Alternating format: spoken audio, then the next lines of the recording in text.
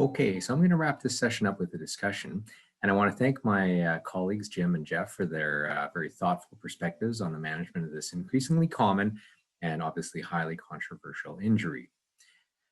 Now, I just want to provide a few perspectives around the concept of whether they all make a great recovery, because this was something certainly that was part of the management when I was a resident, that these patients just do fine. There's no reason to urgently deal with them.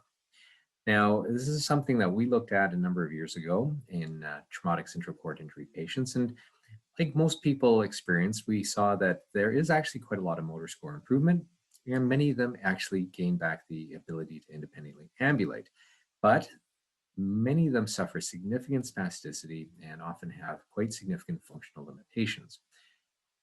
Furthermore, many of them will suffer quite severe associated conditions with their injury, such as neuropathic pain, spasticity, bowel and bladder impairment.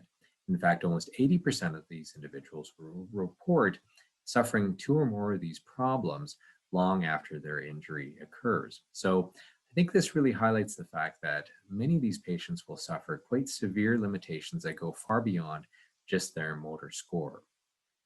The other thing that has really struck me in the management of these injuries over the years is that while I would often take this individual with the high-speed motor vehicle accident, high-velocity injury to the spinal, to the operating room as soon as possible, it has made me think that which one of these would actually benefit the most from an urgent surgical decompression.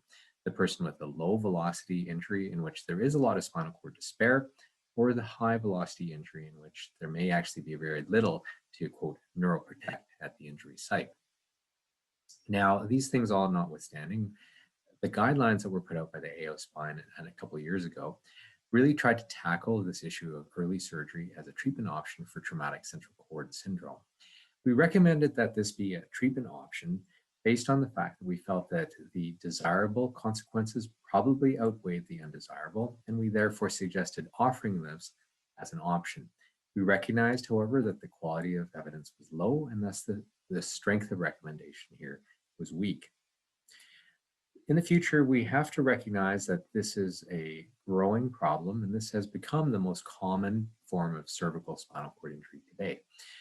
We have to acknowledge that the neurological impairment of this goes far beyond just the motor function that we often focus on, and that in the future we need to establish the role of doing urgent surgical decompression, but yet balancing that against the comorbidities that often exist in this elderly and frail population.